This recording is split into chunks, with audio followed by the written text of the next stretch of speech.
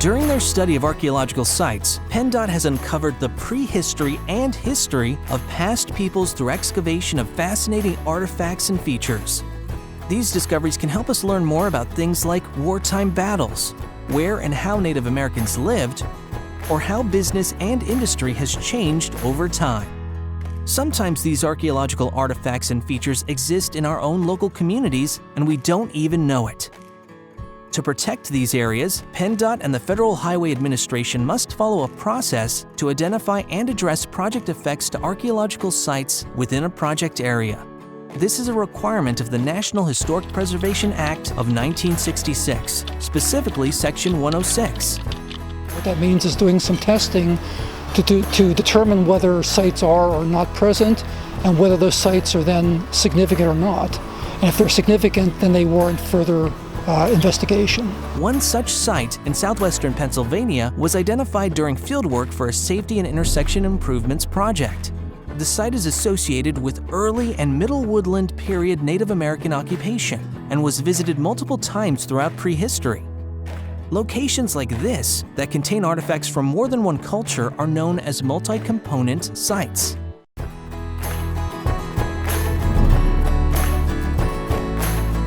Archaeologists first reviewed all available sources about the known history of the area, such as historical maps and cultural resource geographical information systems.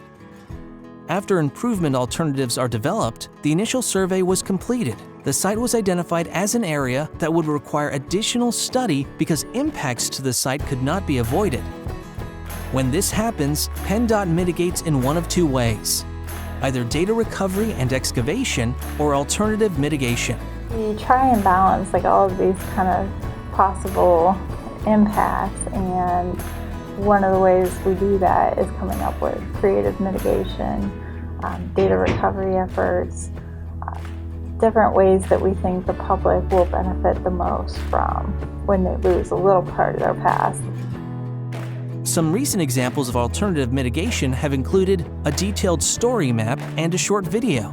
Both examples highlight in different ways how the area was discovered, how the land was used over time, and the people who settled there. Each example creatively preserves the history of the area for years to come.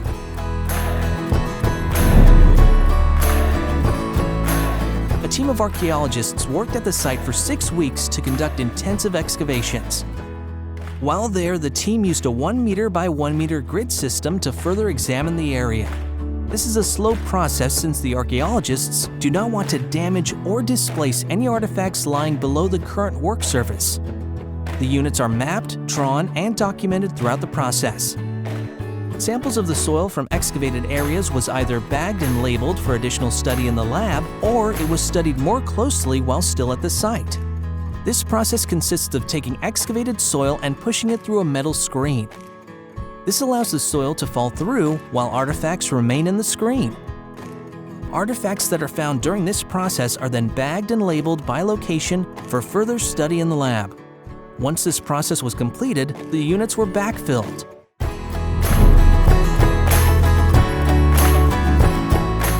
At the lab, artifacts are then cleaned, analyzed, and labeled with site and catalog numbers following established state museum curation guidelines. Excavation forms, field maps, photographs, and other documents created during fieldwork help archaeologists record what they have found and ensure that the artifact collection and completed fieldwork can be understood by other researchers and the public. The artifacts and associated documentation will then be submitted to the Pennsylvania State Museum. I always find it rewarding when we're able to make a personal connection back to a family or back to a tribe. When we're able to identify, a cultural affiliation with a tribal group. From start to finish, archaeological studies help to tell the stories of peoples, past to present. To learn more about PA archaeological studies, visit www.paprojectpath.org, statemuseumpA.org, www.phmc.pa.gov.